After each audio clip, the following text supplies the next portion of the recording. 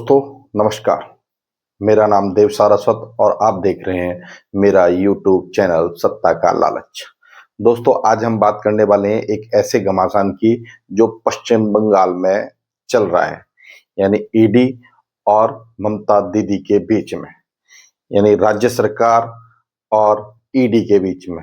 और कहीं न कहीं राज्य सरकार यानी ममता दीदी की तरफ से कहा जा रहा है कि इस सब में बीजेपी भी शामिल है, यानी केंद्र सरकार अपने इशारे पर ईडी के द्वारा ये सब करवा रही है। तो दोस्तों आज पूरी वीडियो देखना, आज हम इसी बारे में बात करने वाले हैं। ईडी ने पश्चिम बंगाल की राजधानी कोलकाता में एक राजनीतिक कंसल्टेंसी फर्म है आईपैक, उसके ऑफिस में और उसके घर पर छापा मारा। उसके बाद अपनी जांच के अनुसार आगे इसे कोयला मनी लॉन्ड्रिंग केस से जोड़ा। ईडी ने आरोप लगाया कि ममता बनर्जी और वहां के पुलिस अधिकारियों ने साक्ष्यों के साथ छेड़छाड़ की और आरोप लगाया कि मुख्यमंत्री स्वयं यानी ममता बनर्जी और वरिष्ठ पुलिस अधिकारी आईपैक पहुंचे और ईडी के कार्य में बाधा डालने की कोशिश की।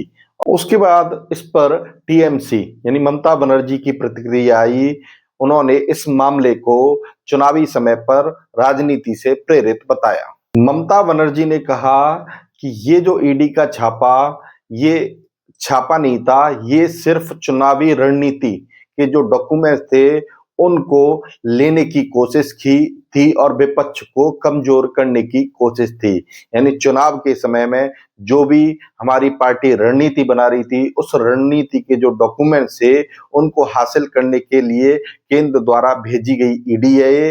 ये जनरल नॉर्मल कोई छापा नहीं था ईडी द्वारा।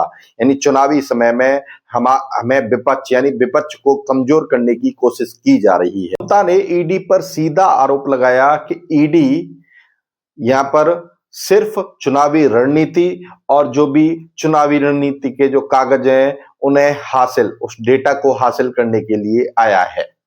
उसके बाद टीएमसी द्वारा कोलकाता में मार्च और हाई कोर्ट में याचिका भी दाखिल की गई। उसके बाद ईडी इस मामले को सुप्रीम कोर्ट ले गई और ईडी ने सुप्रीम कोर्ट में कहा कि ममता सरकार ने यानी ममता दीदी ने अपने राज्य में ईडी के कार्य में बाधा डालने की कोशिश की और ईडी के अधिकारियों पर एफआईआर दर्ज करने के आदेश भी दिए। सुप्रीम कोर्ट ने इस मामले में नोटिस जारी किया और 2 हफ्ते में जवाब देने की बात कही और सुप्रीम कोर्ट ने इस मामले को कानून का शासन और एजेंसियों के स्वतंत्रता से जुड़ा हुआ मामला बताया।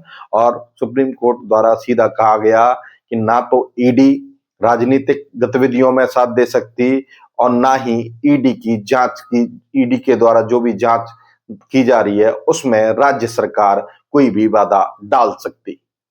यह टकराव उस समय जब हो रहा है जब पश्चिम बंगाल में चुनाव नजदीक हैं और इसको राष्ट्रीय राजनीति यानी केंद्र और राज्य के जो सियासी जो घमासान है उससे जोड़ा जा रहा है। सबके बीच बीजेपी ने टीएमसी पर आरोप लगाया कि टीएमसी जो सरकार है यानी ममता सरकार है वो कानून का दुरुपयोग कर रही है, यानी सत्ता का गलत दुरुपयोग कर रही है। ईडी की जांच में अपने पुलिस अधिकारियों द्वारा वादा और खुद जो वादा डाल रही हैं वो सत्ता यानी राज्य में बैठकर अपने जो भी राज्य सरकार के द्वारा जो भी सुविधाएं मिल रही हैं उनका गलत इस्तेमाल कर रही है और पुलिस अधिकारियों से गलत इस्तेमाल करवाया जा रहा है।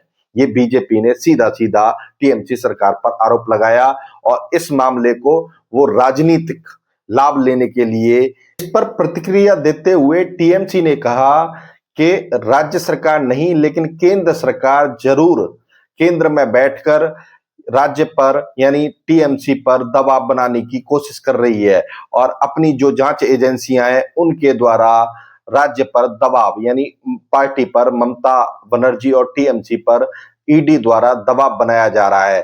यानी केंद्र सरकार अपनी एजेंसियों द्वारा दबाव बनाकर राजनीतिक लाभ लेना चाहती है।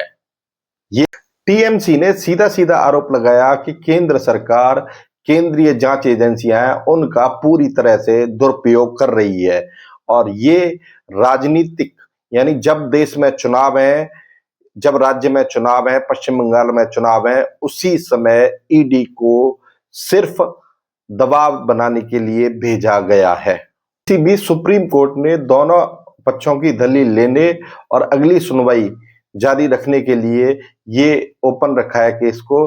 अब देखो आने वाले हफ्तों में सुप्रीम कोर्ट द्वारा क्या कहा जाता है, सुप्रीम कोर्ट द्वारा क्या फैसला सुनाया जाता है, अब आने वाले समय में पता लगेगा। इस सब से जो निष्कर्ष निकला, इससे सीधा ये निष्कर्ष निकलता है कि ईडी ने आरोप लगाया कि टीएमसी और ममता बनर्जी ने जांच रिपोर्ट में बाधा डालने की कोशिश की।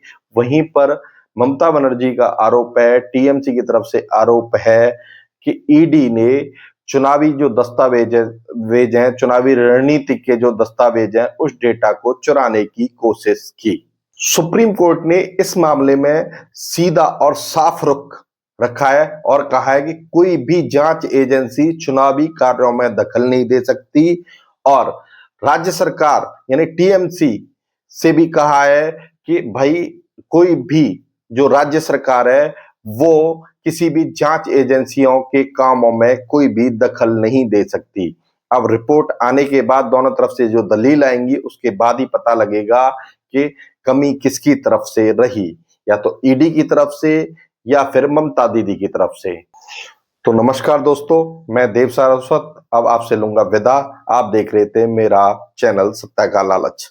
तो दोस्तों इसी तरीके से अपना प्यार बनाए रहें, मेरे चैनल को सब्सक्राइब करना बिल्कुल ना भूलें और लाइक और शेयर जरूर करें ताकि मुझे प्रोत्साहन मिले और मैं अच्छी तरह से और आगे आप सभी के लिए रिपोर्ट बनाता रहूं, वीडियो जारी करता रहूं। धन्यवाद दोस्तों। Like, share and subscribe the channel.